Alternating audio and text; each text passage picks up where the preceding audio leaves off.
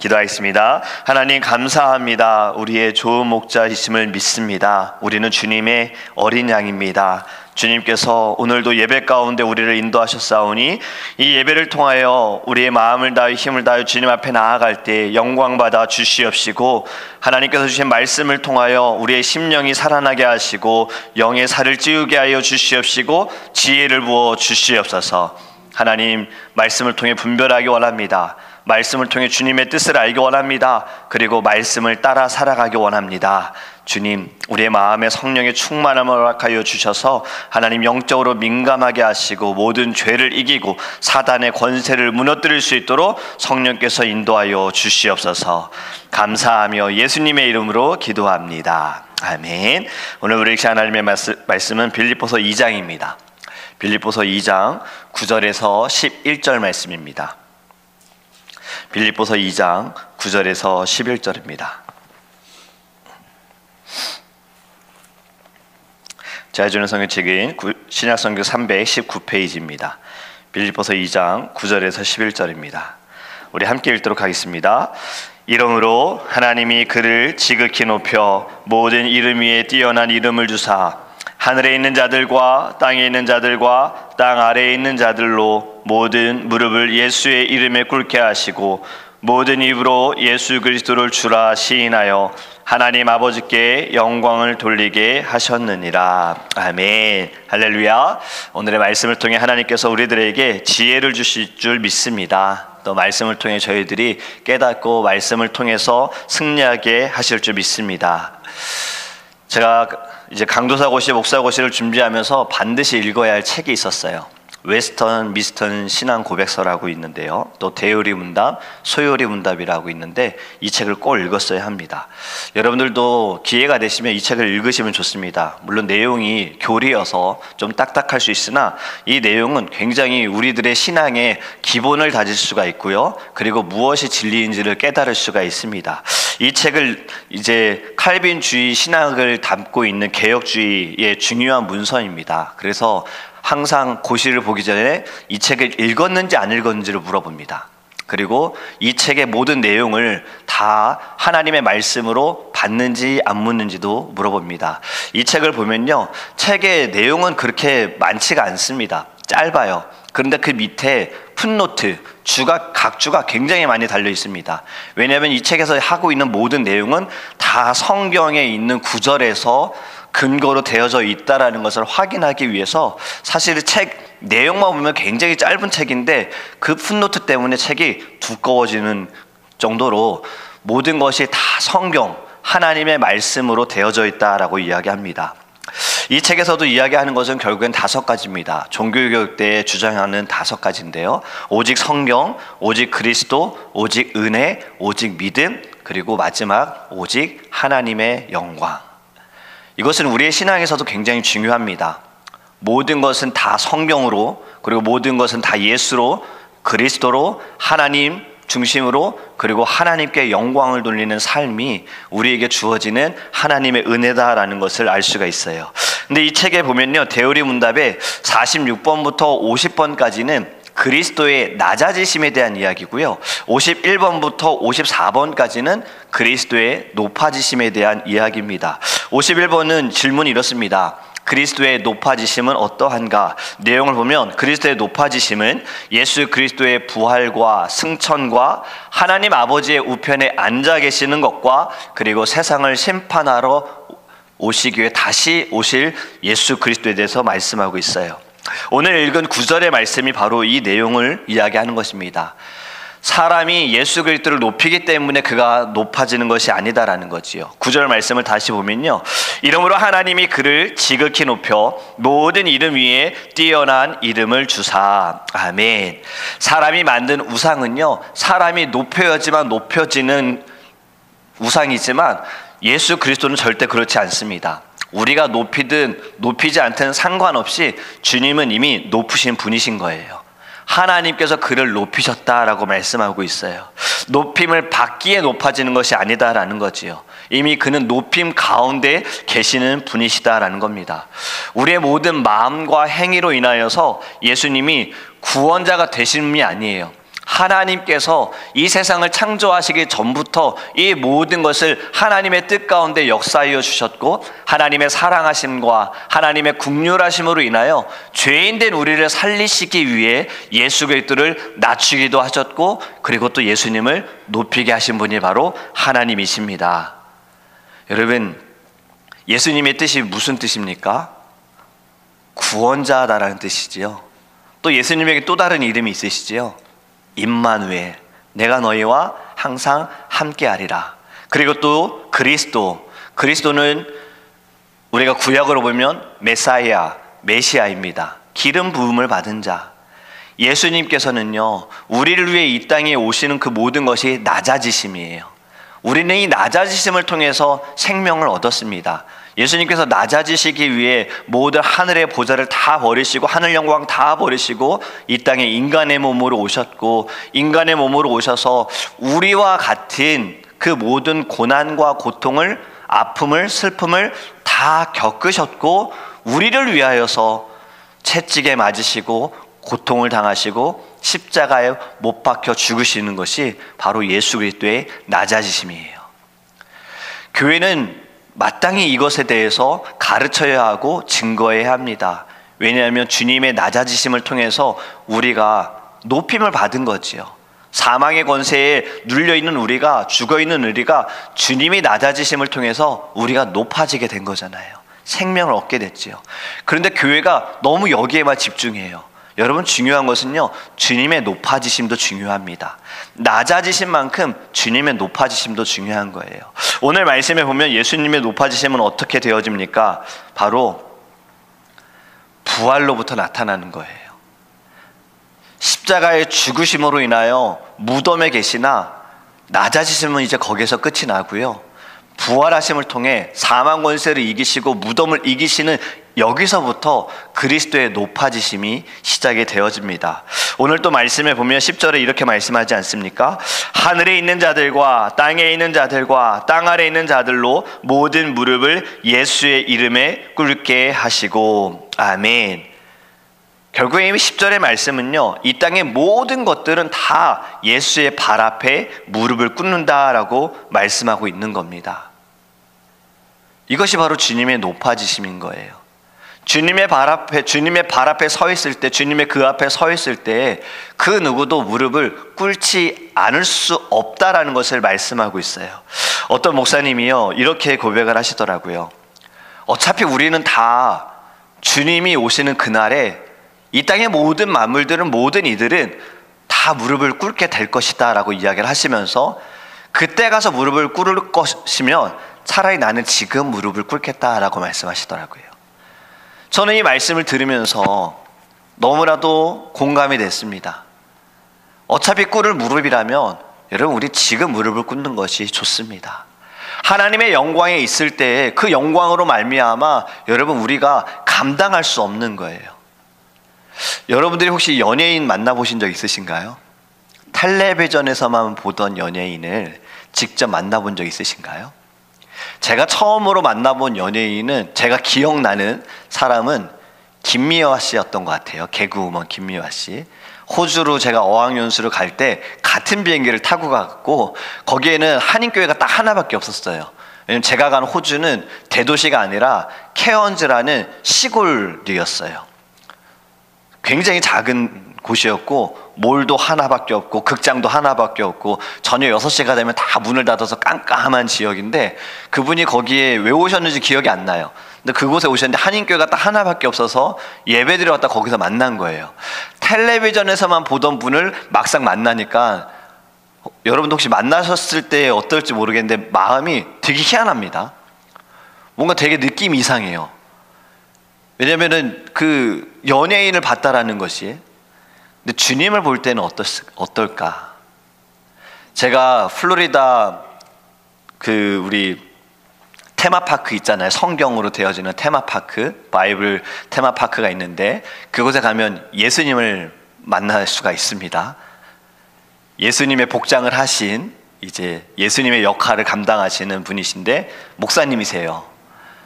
그분을 제가 처음 만났을 때 눈물이 났어요. 너무 감동이 되어지고 감격이 되어져서.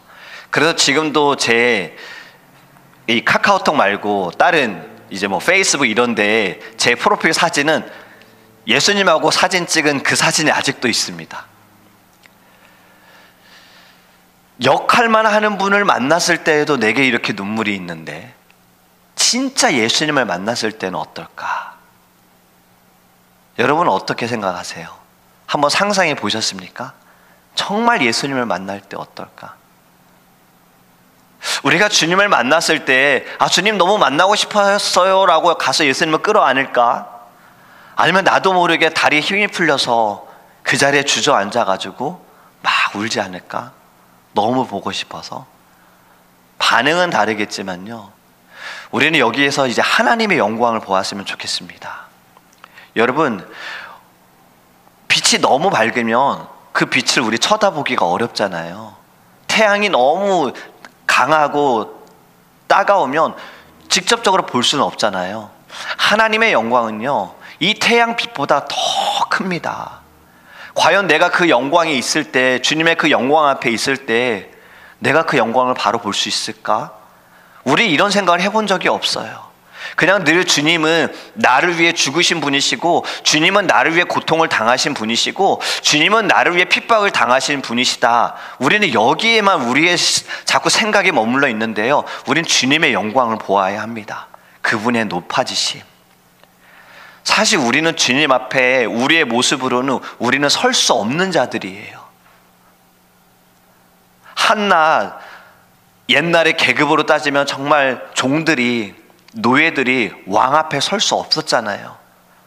가까운 신하들도 함부로 왕 앞에 설 수 없었잖아요. 왕의 허락이 있을 때만 가능했잖아요. 그런데 우리가 지금 하나님 앞에 설 수 있는 것은요, 하나님이 허락하셨기 때문입니다. 우리를 부르셨기 때문이에요. 그런데 우리가 하나님 부르셨으니 하나님과 나와 동일하게 봐서는 안 되는 거예요. 우리는 늘 하나님의 영광을 보아야 합니다.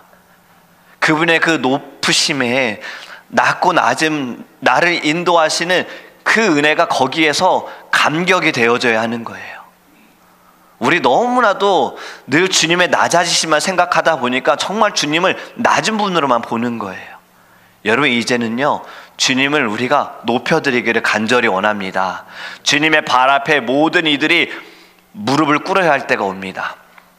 나팔 소리가 울리고 주님께서 올라가실 때처럼 다시 이 땅에 오실 때에, 그때는 구원의 주가 아니라 심판의 주로 오실 그때에는요, 모든 만물들이 다 무릎을 꿇어야 해요.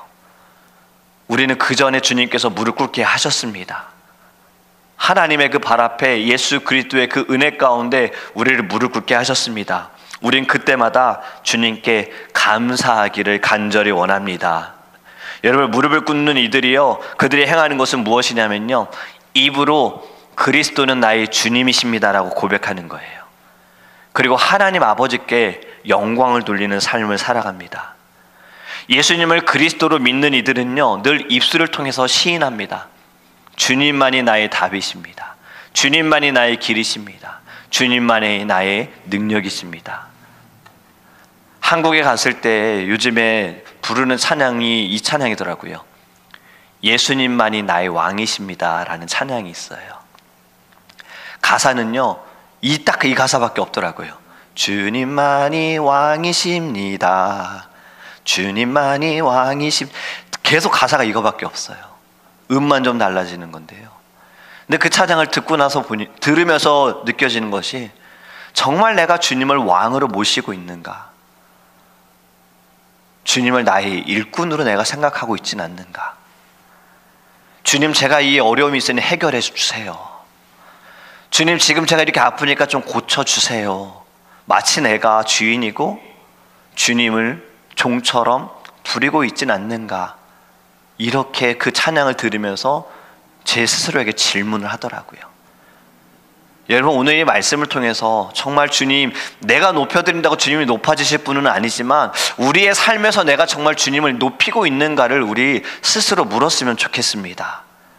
나의 마음 가운데 주님의 그 높아지심, 주님의 그 위대하심을 내가 진정 인정하고 주님을 찬양하고 있는가, 우리가 이렇게 한번 생각하며 주님 앞에 엎드리기를 간절히 원합니다.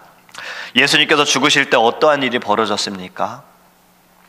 예수님께서 십자가에서 다 이루었다라고 말씀하시는 그 순간, 숨을 딱 멈추신 그 순간에 흑암이 나타나게 되어졌고 땅이 흔들리고 휘장이 찢어지게 되어졌습니다. 이 모습을 본 백부장 그리고 예수님을 지키던 자들이 두려워하며 이렇게 고백했지요. 진실로 그는 하나님의 아들이었도다. 진정 예수님을 하나님의 아들로 믿는 이들은요, 두려워할 수밖에 없습니다. 그리고 입술로 고백할 수밖에 없는 거예요. 여러분, 우리는 살아가면서 얼마나 주님이 나의 그리스도이십니다, 주님이 나의 왕이십니다라고 고백하고 있습니까? 진정한 진리는요, 주님이 나의 구주이십니다라는 것이 진리입니다. 이 진리를 우리는 선포하지 않고 혹시 다른 것에 대해서 우리의 마음이 크진 않는가, 우리가 좀 우리의 심령을 돌아보았으면 좋겠어요. 여러분, 교회는 선교할 수 있다라는 것도 축복입니다. 교회가 늘 어떻게든 채워야지, 재정을 채워야지, 어떻게든 교회가 그냥 좀 잘 이어져 가야지, 여기에만 마음을 두게 되어지면요, 교회는 교회의 역할을 감당하지 못하는 거예요. 그런데 선교할 수 있도록 하나님께서 마음을 주셨고, 선교할 수 있도록 하나님께서 우리에게 축복을 주셨다라는 것은 그 모든 것이 주님의 은혜인 줄 믿습니다. 여러분, 선교는 결국에는요, 무언가를 보내고 돈을 후원하는 것보다 더 중요한 것이, 왜 우리가 이러한 일을 합니까? 영혼들을 위해서잖아요. 죽어가는 영혼들을 살리기 위해서잖아요. 선교사님들도 그곳에 가서 인정받고 싶어서 복음 전하는 거 아니잖아요. 정말 편안한 삶 살 수 있는데, 한국이든 미국이든 어디서든 이분들은 편안하게 살 수 있는데, 그거 다 내려놓고 오직 하나님께서 주신 사명 따라서 한 영혼이라도 살리고 싶은 마음으로 목숨을 걸고 가서 복음을 전하는 것 아닙니까? 결국에 이것은요, 한 영혼, 주님께서 주신 그 명령, 가르쳐 지키게 하라, 제자를 삼으라. 여러분, 저와 여러분들도요, 이 사명을 다하는 믿음의 자녀가 되기를 간절히 원합니다. 우리는 다시 좀 사명에 불타올라야 해요. 우리의 이 식어진 열정, 우리의 식어진 이 마음, 첫사랑, 첫 마음, 우리 다시 회복하기를 간절히 원합니다. 여러분, 항상 주가 되어야 할 분은 주님이십니다. 더 이상 우리가 주가 되어서는 안 됩니다. 우리가 주가 되고 예수님이 부가 되어서는 안 되는 거예요. 우리는 늘 주님을 따르는 자가 되기를 간절히 원합니다. 여러분, 트레이너라는 말 아시잖아요. 믿는 주님의 직분자들은 트레이너가 돼서는 안 되는 거예요. 이 트레이너는 어떤 단어에서 유래가 되냐면 트레인, 기차에서 유래가 되어졌거든요. 여러분, 기차라는 것은요, 손님에게 맞추지 않지요, 승객에게 맞추지 않지요, 기차에게 맞춥니다. 기차가 떠나야 할 시간이 되면 떠나지요. 승객이 빨리 그 시간에 맞춰서 와야 되는 것처럼. 그런데 우리는 트레이너가 아니라요, 우리 모두는 다 하나님의 자녀된 자로서 이 마차가 되어져야 합니다. 이 마차는 어떠한 역할을 하느냐? 손님에게 맞춥니다. 손님이 늦게 와도 마차는 기다리고 있는 거예요. 손님이 가자 하는 곳에 마차는 그곳에 가야 하는 거예요. 하나님의 직분자들은 마차가 되어서 주님께 맞춰야 하는 것이고요, 그리고 우리에게 맡겨주신 이들을 다 하나님께서 우리에게 맡겨주신 양이다라는 마음으로, 사랑으로 이끌어야 하는 것입니다. 내 기준에 맞춰, 내 삶에 맞춰, 이것이 아니라 우리가 하나님의 말씀 위에 서서 주님께 맞추어서 함께 나아갈 때에 다시 오시는 주님 앞에서 우리 모두가 무릎을 꿇을 그 순간에 칭찬받는 주님의 자녀가 될 줄 믿습니다. 애틀란타에서 매년 크리스마스가 되어지면요, 메시아를 합니다. 메시아, 이제 교회 협의회, 음악 협의회에서 메시아를 하는데, 제가 전에 섬기던 교회에서 메시아를 좀 많이 했었어요. 그때마다 이제 제가 도와줘야 됐거든요. 방송 일을 도와야 했고, 그리고 세팅하는 것에 있어서, 음악적인 부분에 있어서 제가 많은 도움을 주어야 했기 때문에 제가 참석을 했었는데요, 한 번에 이런 일이 있었습니다. 메시아에 맞춰서 연극을 하는 모습을 이제 보여줬어요. 예수님께서 어떠한 고통을 당하셨고 부활하시는 그 장면이 나타나는 것에 막달라 마리아를 맡으신 분이요, 예수님의 무덤에 엎드려서 연기를 하셨는데 그분이 너무 많이 우셨어요. 대사를 할 수 없을 정도로 너무 많이 우셨어요. 저하고 이제 가까운 분이셔서 제가 물어봤어요. 왜 그렇게 눈물이 났냐 했더니 그때의 마리아의 심정이 너무 느껴졌다는 거예요. 마리아는 지금 어떤 마음으로 주님께 갔습니까? 무덤에 누이신 주님을 만나기 위해 갔으나 그곳에서 주님을 보지 못했잖아요. 자신을 위해 이 땅에 오신 예수님, 나를 위해 죽으신 예수님이 그 무덤 앞에 있을 때 자기의 마음 가운데 이것이 감당할 수 없을 만큼 눈물로 나타나게 되어졌고, 그리고 그 죽으심 가운데 나를 위하여서 또 부활하신 예수님을 연극하는 가운데 느끼게 되었다라고 고백을 하시더라고요. 여러분, 우리가 주님 앞에 예배하는 이 모든 순간들이요, 주님의 발 앞에 무릎 꿇는 그 마음으로 있기를 간절히 원합니다. 그리고 그 주님의 무덤, 나를 위해 죽으신 그 자리, 하지만 빈 무덤, 부활하신 예수님, 그리고 다시 오시겠다라고 말씀하신 주님, 우리는 늘 주님의 그 높아지심 가운데 우리의 마음을 주님께 드리기를 주님의 이름으로 축복합니다. 여러분, 말씀을 맺습니다. 주님께서는 정말 낮고 낮은 몸으로 이 땅에 오셨습니다. 물론 이제 그리스도의 낮아지심에 대한 말씀도 함께 나누기 원하는데요, 거기에선 주님께서 끝이 아니셨습니다. 주님께서는요, 오늘의 말씀처럼 하나님께서, 예수님은 십자가에서 낮아지셨으나 하나님이 높아지게 하셨고, 모든 이름 위에 뛰어나게 하심을 통하여 모든 만물이 다 무릎 꿇게 하시고 그 입술로 예수님을 주로 시인하게 하셨습니다. 우리는 이 모든 일을 행하신 예수님의 마음, 그리고 막달라 마리아가 부활하신 예수님을 만났을 때의 그 감격이 우리 다시 회복되기를 주님의 이름으로 축복합니다. 여러분, 우리가 이것을 생각하게 되어지면요, 사실 이 땅에 살아가면서 우리가 겪는 어려움들, 고통들, 문제들 아무것도 아닐 수 있어요. 가장 큰 것은 주님의 마음이지 않겠습니까? 지금 내가 이 문제로 인하여서 눌려서 힘들어하는 것, 주님이 더 아파하실 겁니다. 혹여나 그 문제로 인하여서 나의 마음이 식게 되어지고 주님을 향한 사랑이 식게 되어지고 내 열정이 식게 되어지는 것, 주님이 더 힘들어하실 겁니다. 여러분, 우리는 늘 먼저 하나님의 마음을 생각했으면 좋겠습니다. 지금 나의 이 마음 때문에, 지금 나의 이 자세 때문에, 태도로 인하여, 나의 삶으로 인하여 주님의 마음은 어떠할까? 우리 이 시간에 기도할 때요, 하나님의 그 놀라운 영광에 주님, 저의 모든 것이 다 새로워지길 원합니다. 그리고 그리스도의 높아지심 우리 입술로 먼저 인정하기 원합니다. 나를 위해 죽으신 주님께서 부활하시고 승천하시고 다시 오시겠다라고 말씀하신 것처럼, 주님, 이것에 내 마음에 소망을 두게 하소서. 지금 내가 겪는 아픔과 고난과 어려움들도 주님 다시 오실 그날에는 이것은 문제가 아닙니다. 정말 중요한 문제는 나의 지금의 믿음입니다.